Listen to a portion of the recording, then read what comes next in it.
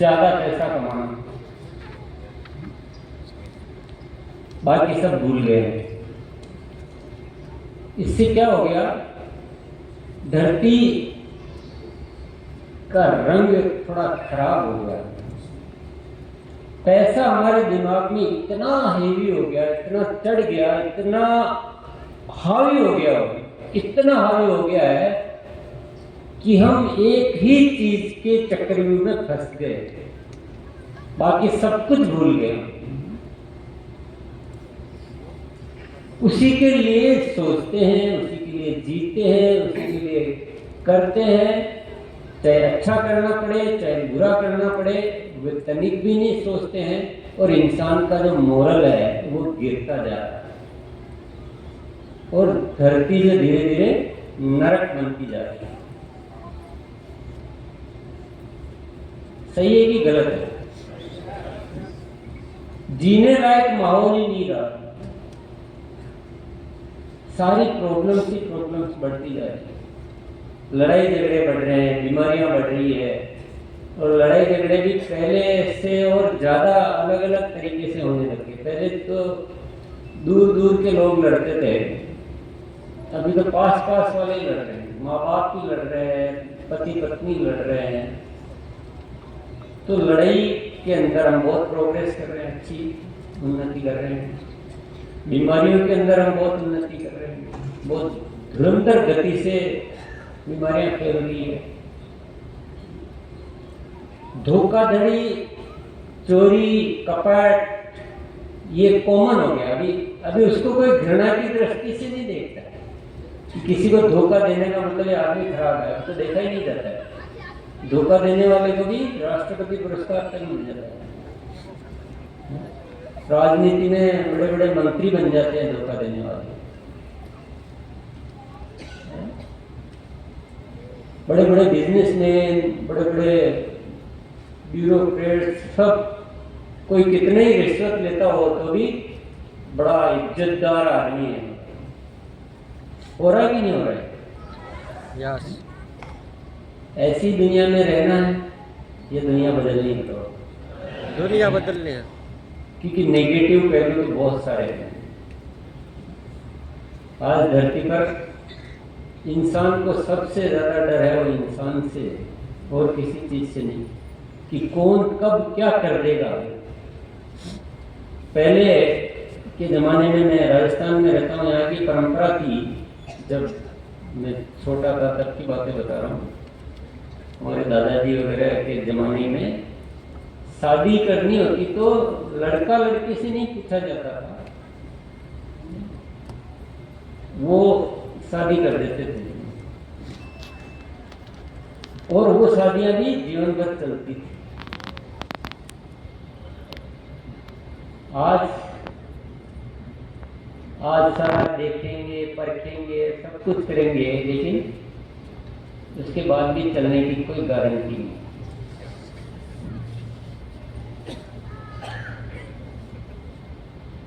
तो धीरे धीरे चीजें, मतलब मैं कहना चाह रहा था कि डर हो गया कि यार शादी करते रहे पर ये चलेगी भी कि नहीं चलेगी।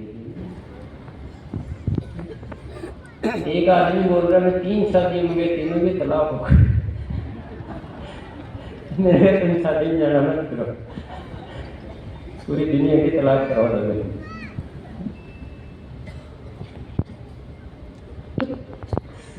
कुछ मतलब आज सड़क पर जाते हुए डर है, कौन व्यापार में धोखा दे देगा, खतरे खतरे। तो हम खतरों के खिलाड़ी हो गए। खतरों को झेलने के बाद भी हम जिंदा है। तो ये खतरनाक चीज जो बढ़ती जा रही है और पूरी दुनिया चुप है, साइलेंटली देखे जा रही है। बीमारियां बढ़ रही है, बढ़ने दो। लड़ाई झगड़े बढ़ रहे हैं, बढ़ने दो। जो हो रहा है होने दो, हम नहीं सुधरेंगे। हमको कुछ नहीं बदलना है, जो चल रहा है वो ठीक है, क्योंकि और कुछ रास्ता ही नहीं। और आजकल क्या है, एक परिपाटी और चली है, बहुत सारे बच्चे लोग भी बैठे रहे, आजकल कोई बड़े बुजुर्ग भी बात करते हुए डरते हैं कि वो न्याय नीति की या वैल्यूज की बात करे तो उनको बोलते हैं लकियन से आदमी कहाँ से आए, तो डर लगता है कि बच्चे में तिरस्कार कर देंगे। तो साथियों, स्थितियां चुप रहने की नहीं, साइलेंटली देखने की नहीं है। धीरे धीरे आज 50 साल पहले की तुलना करो, 100 साल पहले की तुलना करो, तो स्थितियां बिगड़ती ही जा रही हैं। ये जिक्र सारा मैं क्यों कर रहा हूँ, उसका थोड़ा भूमिका बना रहा इसलिए कर रहा हूँ कि प्रॉब्लम बढ़ रही है।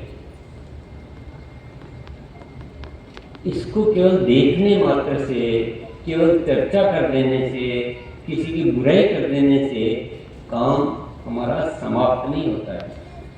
हमारी काम समाप्त तब होता है जब हम उस व्यवस्था को सुधारने के लिए कुछ करें, तब हमारी जिम्मेदारी महसूस होती है, तब इंसान होने का फर्ज हम पूरा कर पाते हैं। तो मैं बोल रहा था ना कि हर चीज का एक मकसद होता है। आरसीएम का मकसद है नए भारत का निर्माण करना।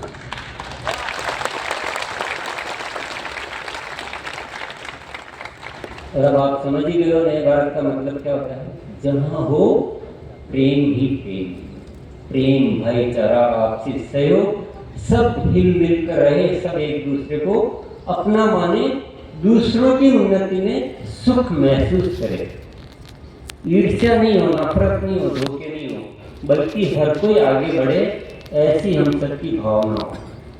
ऐसा एक नया भारत बनाना चाहिए कि नहीं बनाना चाहिए? यस। कोई नुकसान, नो। दिक्कत, कोई परेशानी नहीं।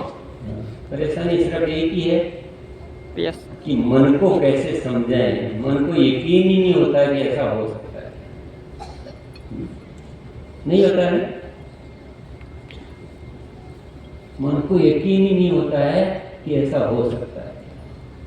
कोई तो कंपनी या कोई संस्था, वो तो व्यापार की बात करो, पैसे की बात करो, रॉयल्टी कैसे आएगी वो बात करो, पर नए भारत का, ऐसे भारत का निर्माण कि जहां प्रेम भाईचारा हो, ये छोड़ो, डाइजेस्ट नहीं होती बात, हजम नहीं होती, विश्वास नहीं होता है। और जब विश्वास नहीं होता तो हम उस चीज को नजरअंदाज कर देते हैं, इग्नोर कर देते हैं, छोड़ देते हैं। मेरे प्यारे साथियों, आपका आना और मेरा आपसे बातचीत करना तभी सार्थक होगा जब हमें से हर साथी इस चीज पे यकीन करके रहे कि हम इस भारत को बदल करें।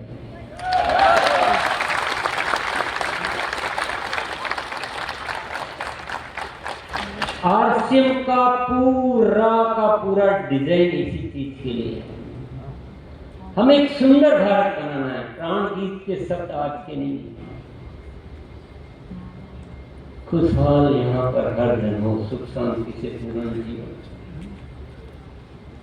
आज का नहीं, ये आरसीएम का सपना, ये आरसीएम का जन्म जो हुआ है इसी मकसद से हुआ है।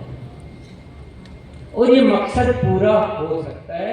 पूरी रूपरेखा ऐसे ही बनी हुई है, पूरा डिजाइन ऐसे ही बना हुआ है कि हम दूसरों का सहयोग करें, दूसरों की मदद करें। कर सकते हैं? बोलो जय आरसीएम। जय आरसीएम। दिनेश भाई ने जैसे कहा था वैसे बैठ जाए, जो भी थोड़ा इधर उधर हो गए हो। मैं नहीं कह रहा हूँ, दिनेश भाई ने कह के गए, मैं तो याद दिला रहा हूँ।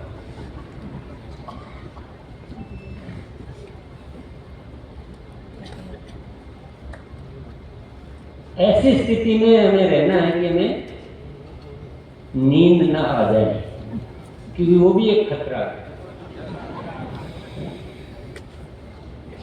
आप अभी ड्राइवर की सीट पे हो, ड्राइवर सोता है तो कई लोगों की जिंदगी खतरे में चली जाती है। आप इस अभियान को चलाने वाले ड्राइवर,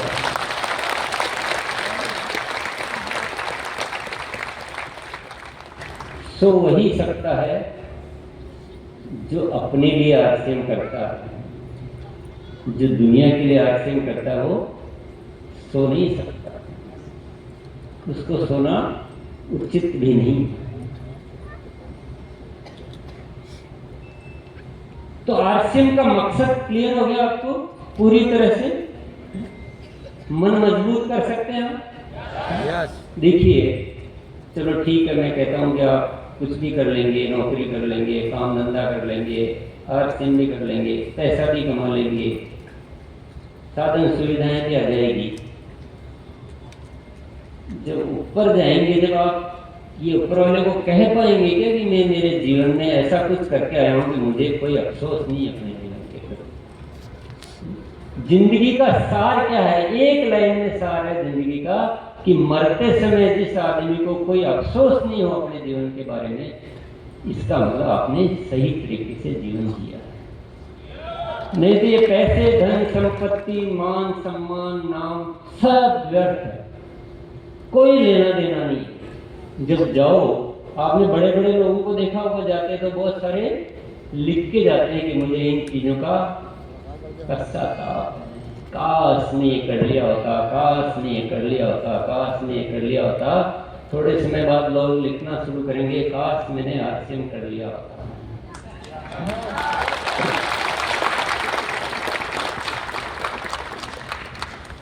तो मेरे साथियों, पेट भरना भर जाएगा, पैसे कमाने कमा लेंगे, इतनी सी वैल्यू नहीं है हमारी, इतने छोटे नहीं है, इतने घटिया नहीं है कि हम यहाँ पेट भरने और पैसे कमाने के लिए आए हैं। हम यहाँ धरती पर कुछ विचित्र करने के लिए आए हैं, विचित्र करने। और हमारे ऊपर तो ऊपर वाले की इतनी कृपा है कि हमें आरसीएम जैसा ऐसा सिस्टम मिल गया है कि जहां बिंदास होके खुल के इस बात की चर्चा कर सकते हैं, इस अभियान में अनूठा ऐसा काम कर सकते हैं।